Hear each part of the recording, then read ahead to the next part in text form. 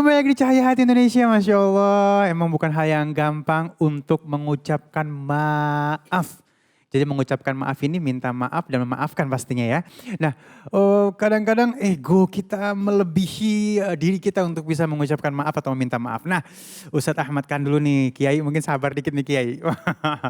Nah, memang kadang-kadang apa ya, simple. M-A-M-A-F, 4 huruf maaf. Tapi sakral juga kalau aku bilang. Kenapa? Karena pada saat ada kalimat maaf, maka cairlah semua permasalahan di antara keduanya. Tapi pada saat tidak ada kalimat maaf, itu bisa jadi dendam, jadi kemana-mana, malah ada yang doain, jadi zolim. Nah, mohon ilmunya nih guru, kenapa sih ya Allah kita susah banget ngucapin maaf. Apa kita nggak tahu ilmunya apa gimana guru? Kiai, mohon izin. Ya, monggo. Bismillahirrahmanirrahim. Ketika seseorang itu sulit untuk memohon maaf, meminta maaf di saat dia melakukan kesalahan, maka biasanya disebabkan karena beberapa hal. Di antaranya karena ada sifat sombong di dalam dirinya. Hati-hati hadirin yang dirahmati oleh Allah Subhanahu wa taala. Kesombongan ini dapat merusak setiap amal kebaikan kita. Di antaranya orang yang sombong itu dia tidak mau meminta maaf ketika dia melakukan kesalahan. Dia tidak mau menerima nasihat ketika dia bersalah.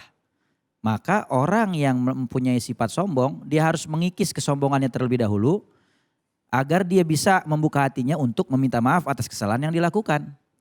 Allah Subhanahu wa taala jelaskan dalam Al-Qur'an, wasari'u ila magfirati rabbikum. Kata Allah Subhanahu wa taala, dan berlomba-lombalah kalian untuk meminta maaf, meminta ampunan Allah Subhanahu wa taala. Allah aja mengajarkan kepada kita di saat kita bersalah, melakukan dosa, maka buru-buru minta maaf sama Allah Subhanahu wa taala. Kenapa? Agar kita tidak terlena dengan kesalahan kita, sehingga kita cenderung akan terus menimbulkan kesalahan-kesalahan yang baru karena kita nggak ngerasa diri kita salah. Oleh sebab itu, kita contoh bagaimana akhlaknya para sahabat baginda Rasul Nabi Muhammad SAW. Di dalam satu hadis, Nabi katakan, kullu bani Adam khoto'un wa khairu khoto'ina atawabun. Setiap manusia itu pasti melakukan salah. Dan sebaik-baik mereka yang bersalah adalah yang mau bertobat, meminta maaf kepada Allah Subhanahu wa taala. Lihat bagaimana sahabat Abu Bakar Siddiq radhiyallahu anhu. Bagaimana sahabat Umar bin Khattab radhiyallahu anhu. Beliau ini sahabat yang mulia, yang istimewa. Satu ketika sahabat Umar bin Khattab radhiyallahu anhu, beliau ini tersinggung dengan perkataan daripada sahabat Abu Bakar Siddiq. Padahal sahabat Abu Bakar Siddiq tidak sengaja mengucapkan satu kalimat yang mungkin tidak ingin dengan tujuan menyinggung sahabat Abu Bakar.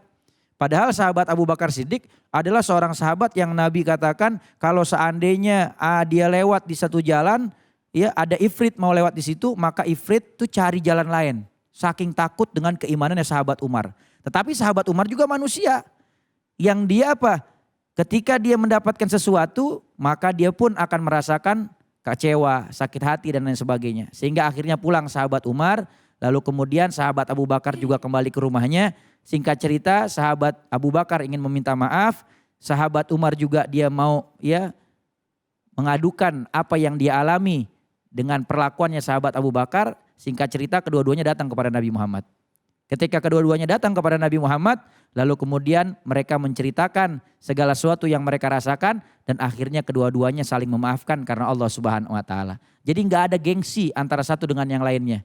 Karena setiap manusia ini pasti akan merasakan kecewa, merasakan yang namanya tidak senang, baperan dan lain sebagainya. Tapi di saat itu kita harus membuka pintu hati kita untuk mudah memaafkan kesalahan orang. Dan juga di saat kita bersalah hendaknya kita segera meminta maaf.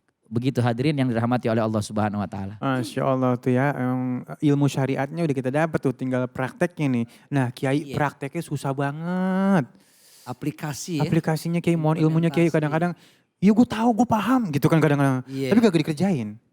Itu sebetulnya orang yang minta maaf maupun yang memaafkan. Yang tadi Ustadz Ahmad Khan mengatakan bahwa dalam mensitir sebuah ayat Allah, bismillahirrahmanirrahim, wasari'u ila magfirati mirabbikum wa jannatin ardu as-samawati wal ardu uiddat lil muttaqin. Alladzina yunfikuna fis sarra wad dharra wal kaziminal ghaiz. Dia bisa tuh menahan amarahnya tuh, wal afina anin nas. juga dia bisa saling memaafkan, bukan dia maafin, tapi kita juga sekali waktu minta maaf. Wal afina anin nas, wallahu yuhibbul muhsinin. Allah senang sama orang yang berbuat kebaikan. Satu ketika Abu Bakar, sahabat Nabi, Umar bin Khattab itu sama Nabi lagi dialog abis perang Badar. Perang Badar kan tahun kedua Hijriyah tuh. Setelah perang Badar ada perang Uhud ketiga Hijriyah. Itu waktu perang Badar para pemirsa yang terkasih tersayang. Waktu itu Nabi ngomong sama sahabat, Abu Bakar, ayah Abu Bakar, abang Umar bin Khattab, nih gimana nih kita punya tawanan. Tawanan kita beberapa orang kita mau apain? Kata Nabi tuh. Langsung Pak Abu Bakar ngomong gini sama Nabi, kita pulangin aja.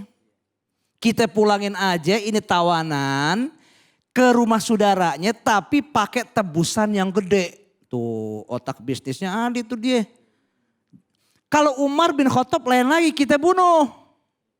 Kata Nabi geleng kepala bunuh. Tapi yang bunuh bukan kita, yang bunuh saudaranya.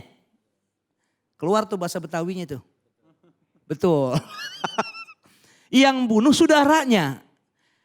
Baru turun ayat Bismillahirrahmanirrahim. Fabima rahmatim minallahi lintalahum walau kunta fazzan ghalizal qalb lan faddu min haulik fa'fu anhum wastaghfir lahum wasyawirhum fil amr.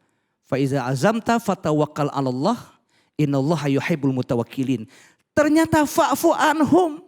Kata Allah, maafin tuh dia, mereka maafin tuh mereka. Jangan kau bunuh. Jangan engkau tebusan yang Allah langsung nasihatin. Fa'fu anhum, maka maafkan mereka. Wastaghfir lahum, mohonkan ampun kepada Allah. Tuh, maaf kepada Allah buat dia, buat mereka. Wastaghfir lahum, kalau ada problematika hidup, wasyawirhum fil amr, maka musyawarah pada urusan-urusan tentang keduniaan, urusan mereka. Kalau ada azam, fatawakal Allah. Innallaha yuhibbul mutawakkilin. Allah senang tuh sama orang yang bertawakal. Satu ketika Nabi Muhammad di Masjid Nabawi di Madinah Al-Munawwarah, para pemirsa, Nabi lagi kongko, lagi ngobrol, muzakarah, diskus agama, lagi ngobrol tuh sama para sahabat. Kata Nabi, ja'a rojulun min ahlil jannah. Akan datang nih sahabat Nabi nih, seorang laki-laki ahli sorga. Abdullah bin Umar interupsi, siapa tuh yang ahli sorga datang? Kita yang lagi ngaji gak dibilang ahli sorga? Nabi senyum, semua ahli sorga. Tapi datang sebentar, min ahlil jannah, ja'a rojulun min ahlil jannah. Akan datang laki-laki, seorang ini ahli sorga. Sahabat Abdullah bin Umar tanya, min aina ya'ti ya Rasulullah? Dari pintu mana datang wahai Rasulullah?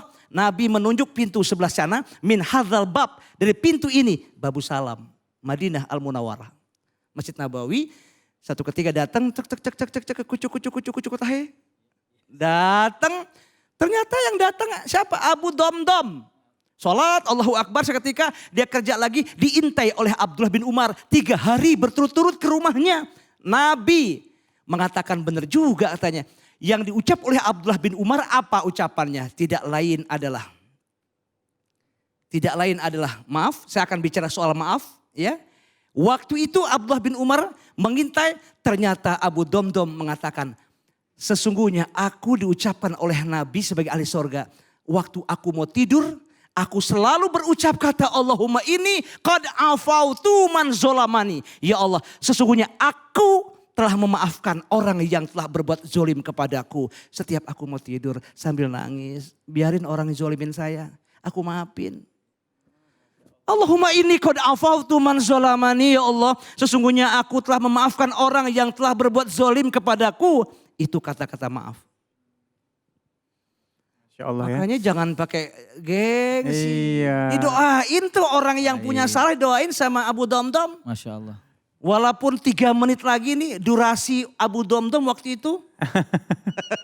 Nah, luar biasa. Masya Allah. Nah guru, mungkin gak sih urusan maaf ini bisa menghambat urusan akhirat? Gara-gara Bisa. Bisa. Urusan lidah ini waqad yurja lijar isyafibur wala bur'u lima jaruh halisan. Kalau pedang, Ustaz ya. Melukai tubuh ada harapan sembuh. Tapi lidah melukai hati hendak kemana obat dicari. Lidah hati-hati. Benar. Memang lidah tak bertulang. Tapi ingat bahwa lidah itu bertulang. Osioid tulang lidah itu terbagi dua. Ada tulang lidah saraf simpati, ada saraf parasimpati. Itu kata saya, nanti saya sambung. Sekarang bagaimana kata Ustadz? Ahmad Khan. Jadi gini Bang Ali, kalau di dalam riwayat Imam Bukhari ada satu hadis Rasulullah SAW katakan, man lahu madlamatun li akhihi fi dunya falyatahallaluhul yaum.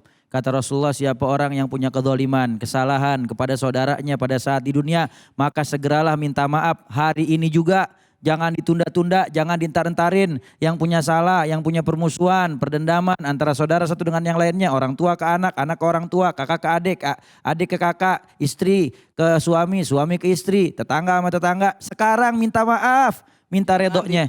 Jangan ditunda-tunda. Kenapa? Karena nanti kalau udah datang hari kiamat, udah nggak bisa lagi tuh yang namanya minta maaf. Yang ada kalau kita punya kebaikan, kebaikan kita dilimpahin sama orang yang kita zolimin dan kita salah tuh sama dia. Berarti orang bangkrut. Orang bangkrut. Don't wait until tomorrow, what you can do today. Luar biasa, itu saya belum paham ilmunya guru. Tapi kalau seandainya punya kebaikan, tapi kalau nggak punya kebaikan Bang Ali, kata Rasulullah, maka keburukan orang yang pernah dia zolimi dan pernah berbuat salah dilimpahkan kepada dia. Bangkrutnya luar biasa.